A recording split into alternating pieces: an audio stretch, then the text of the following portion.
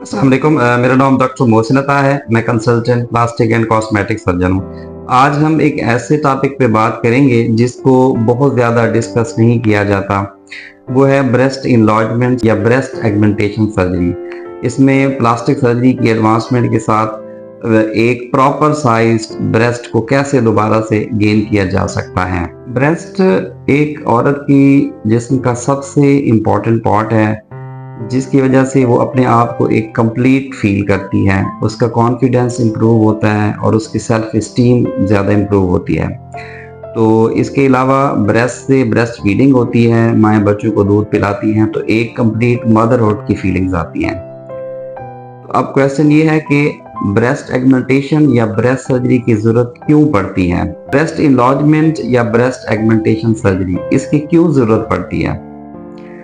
एक किस्म के पेशेंट वो होते हैं जो अनमैरिड फीमेल हैं, जिनकी हार्मोन्स की वजह से जो ब्रेस्ट की एक साइज है, प्रॉपर साइज, उसकी डेवलपमेंट नहीं होती और उनका साइज उनकी उम्र के हिसाब से छोटा रह जाता है। कुछ ऐसी भी होती हैं जो हार्मोनल्स की ओवर स्टिमुलेशन की वजह से उनका साइज उनकी उम्र से बहुत ज़्यादा बढ़ जाता है। तो ये फीमेल्स बहुत ज़्यादा शाई होती हैं और एक्सप्रेस नहीं करती, जिसकी वजह से उनका कॉन्फिडेंस लेवल भी लो रहता है। दूसरी कैटेगरी वो है कि आजकल ब्रेस्ट कैंसर बहुत ज़्यादा कॉमन है, तो ब्रेस्ट सर्जरी होती है जिसमें मस्टेक्टमी हम करते हैं, उसको निकाल देते हैं। तो उसके बाद फीमेल के लिए एक बहुत बड़ा एक साइकोलॉजिकल ट्रॉमा भी होता है, तो उसके लिए हम ब्रेस्ट की दोबारा से रिकंस्ट्रक्शन करते हैं और उसका साइज भी हम दोबारा से रीगेन कर लेते हैं। तो तीसरे किस्म के वो पेशेंट होते हैं जिन्होंने बहुत ज़्यादा ओबीस हैं और उन्होंने अपना वेट कम किया हुआ है और उनके जो ब्रेस्ट हैं वो बहुत ज़्यादा सैगी हो गई हैं, उनको ब्रेस्ट की इनलार्जमेंट या उसकी एगमेंटेशन की ज़रूरत पड़ सकती है। ब्रेस्ट एगमेंटेशन के कौन से मेथड हैं, इसमें हम अगर डिवाइड करते हैं, इसमें एक ऑटोलोगस है जिससे हम बॉडी की अपनी ही फैट्स लेके फैट को इंजेक्ट करते हैं, जिससे उसका साइज बढ़ जाता है। और इसके अलावा प्रोस्थेटिक रिकंस्ट्रक्शन है जिसमें हम इम्प्लांट उसके अंदर डालते हैं, जिससे उसका वॉल्यूम अच्छा हो जाता है और उसका साइज बढ़ जाता है। अगर हम इम्प्लांट की बात करते हैं तो आजकल जो सिलिकॉन इम्प्लांट्स हैं वो बहुत ज़्यादा कॉमन है और वो उनका शेल भी सिलिकॉन का बना होता है और अंदर एक जेल होती है, प्रोसेसर जेल, वो भी सिलिकॉन की होती है। ये एक इनर्ट मटेरियल है। ये हम ब्रेस्ट में ब्रेस्ट के नीचे रख देते हैं या मसल के नीचे रख देते हैं, जिससे एक अच्छी शेप आ जाती है। अब मल्टीपल क्वेश्चंस होते हैं, लोगों के क्वेरीज होती है, क्या इससे सिलिकॉन इम्प्लांट से ब्रेस्ट कैंसर स्प्रेड होता है या फैट से ब्रेस्ट कैंसर स्प्रेड होता है। सिलिकॉन इम्प्लांट जो हम यूज़ करते हैं उसमें स्मूथ सिलिकॉन इम्प्लांट हैं, उनके अंदर किसी किस्म का कोई कैंसर अभी तक रिपोर्ट नहीं हुआ।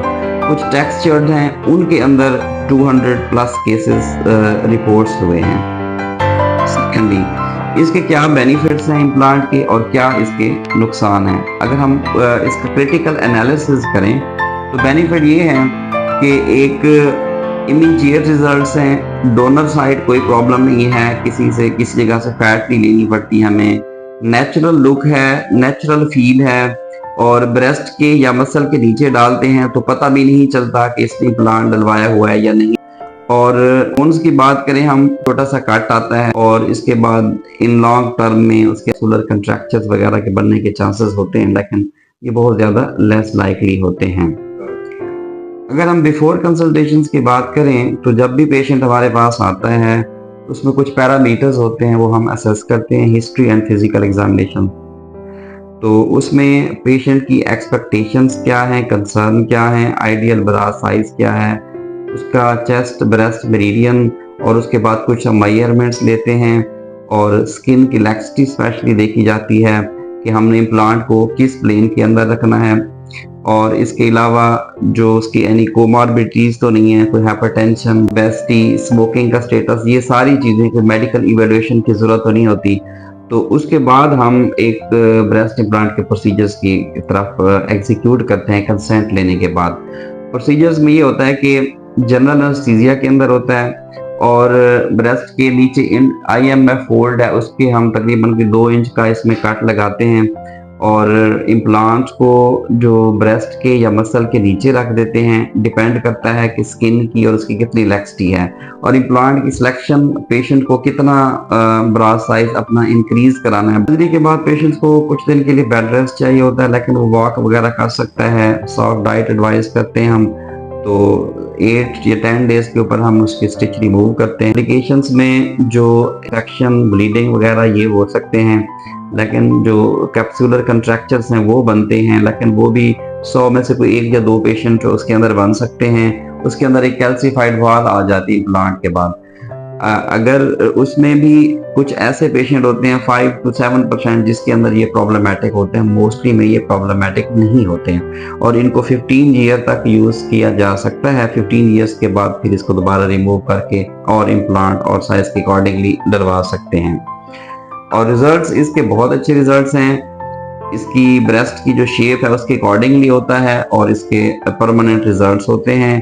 इसके जो है ना फॉलोअप होता है उसके बाद प्रॉपरली 3 ईयर्स के बाद हम उसकी MRI स्कैन वगैरह, एक पूरा प्रोटोकॉल है वो हम पेशेंट से फॉलो करते हैं। अब कुछ जनरल क्वेश्चंस हैं, वो ये हैं कि क्या ब्रेस्ट इम्प्लांट से ब्रेस्ट फीडिंग से भी कोई प्रॉब्लम होता है? ब्रेस्ट फीडिंग का कोई इशू नहीं होता ब्रेस्ट इम्प्लांट से, क्योंकि मैंने पहले भी बताया ये मसल के या ब्रेस्ट के नीचे होता है, तो नॉर्मली वो अपने बच्चे को आराम से फीड करा सकती हैं। दूसरा ये एक क्वेश्चन है कि जैसे पेशेंट कहता है कि जी हमने ट्रैवल करना है बाय एयर, तो हमने मूवीज में भी देखा है या फनी वीडियोस के ये ज्यादा रप्चर हो जाते हैं, फट जाते हैं, तो इसकी कोई रियलिटी नहीं है। ये कोई ऐसा केस रिपोर्ट नहीं हुआ, वो जस्ट फॉर एंटरटेनमेंट्स और वो फनी वीडियोस थी। तो इसके बावजूद भी अगर आपकी कोई क्यूरीज हैं, कोई क्वेश्चंस हैं, तो आप हमसे कोऑर्डिनेट कर सकते हैं। Thank you very much.